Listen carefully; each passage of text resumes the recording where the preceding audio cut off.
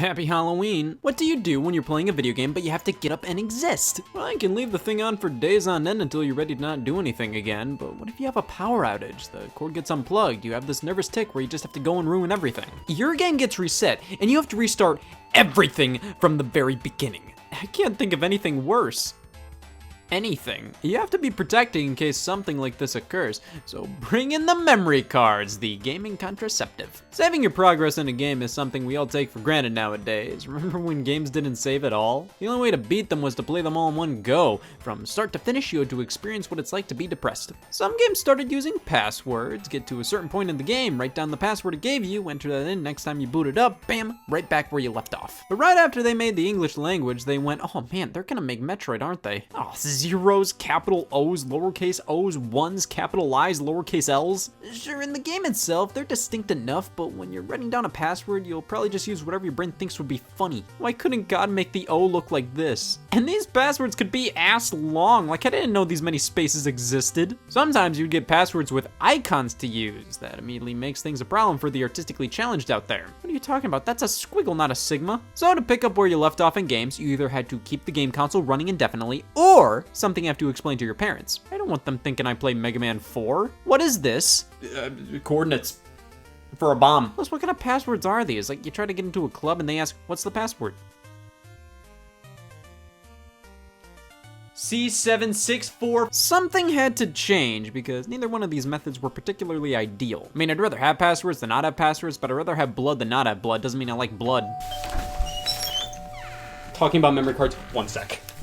So in came The Legend of Zelda for the Nintendo Entertainment System, featuring a battery built into the cartridge which allowed it to save your data, which became a luxury for many games. If your NES game came with the ability to save like this, you knew the company cared so hard about you. The following generation, saving this way became more of a standard across the board. Most of Nintendo's Super Nintendo titles had battery saves built in. Many third-party games still used passwords. Sega took a while to catch up on the Genesis, but by the end of this generation, being able to save your game was the hip thing to do. But here's the issue. There's a reason not all games adopted the battery to save data to the cartridge. It cost money to do that, and some people can't stomach supporting Duracell. Each game would need a battery backup, and that battery eventually runs out after a couple decades, so eventually there'll be no evidence of me playing Mario World the night of some murder. And I have a soft spot for alibis. Plus, with the industry quickly shifting from using cartridges to CDs, you couldn't really feasibly save data to this.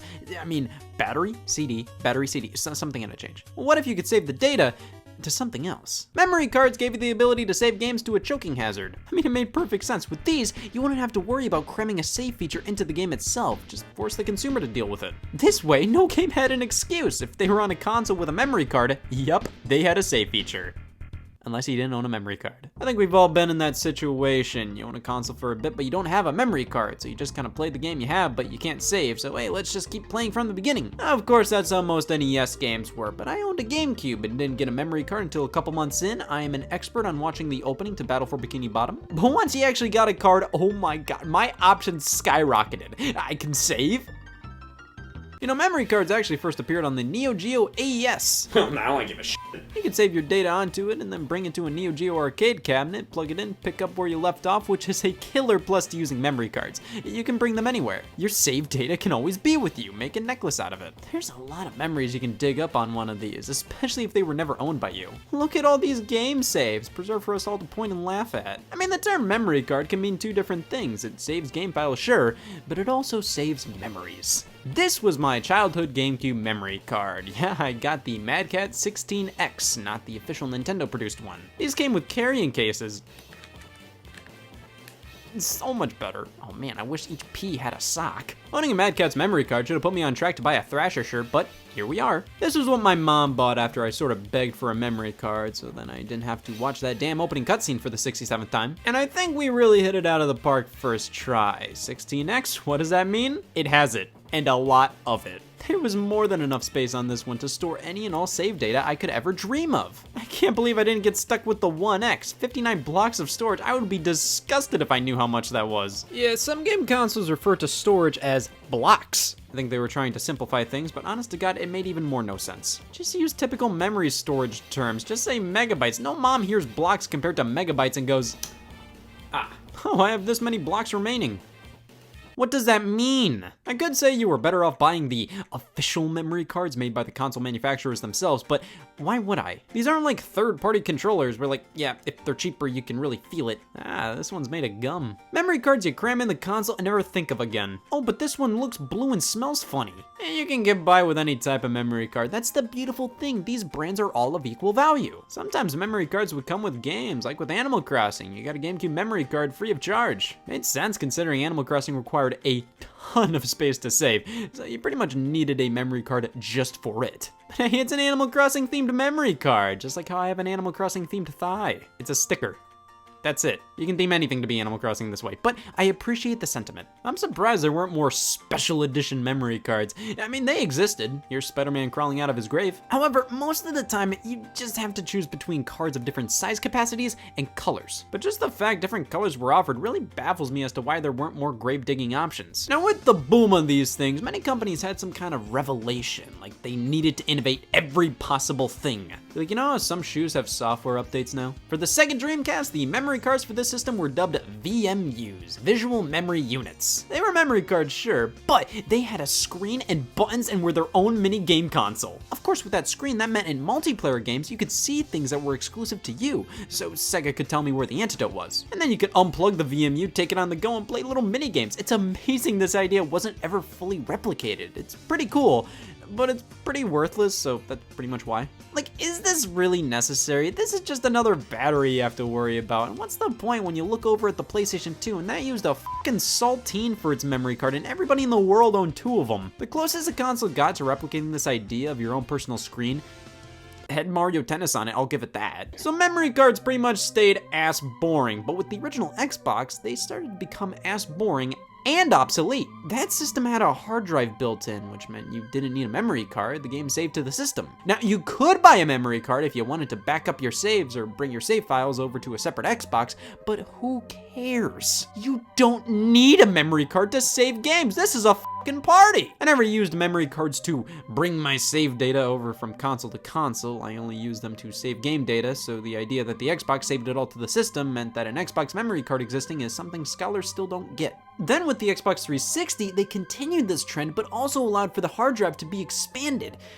But you could still buy memory cards. Xbox 360 memory cards are some of the most worthless flicks of garbage I've ever seen. What's the point? Each 360 had more than enough storage to save games, and if you needed more storage, then why spend all this money on a dinky-ass memory card when you could invest in a beefier hard drive that could save that much more? Look at these card sizes, 64 megabytes, 256 megabytes, 512 megabytes. Yeah, these could hold a flight, maybe. To be fair, this one comes with a digital copy of Worms and a carrying case that fits on a keychain. Okay, maybe that makes sense? I get the idea is so you can bring your files over to a friend's house, but this was the era of online gaming. It's obvious this was all fading away. I mean, the PlayStation 3 and Wii didn't have them. Sure, you could use GameCube memory cards on Wii when playing GameCube games, so some third-party memory cards said for Wii on them, when in reality they were just for GameCube and were preying on the people who didn't know any better. Not me, I'm immune. It was obvious things were moving in the direction of storage built into the consoles, rather than relying on external cards. But wouldn't you know, at least the PlayStation Portable kept the dream alive.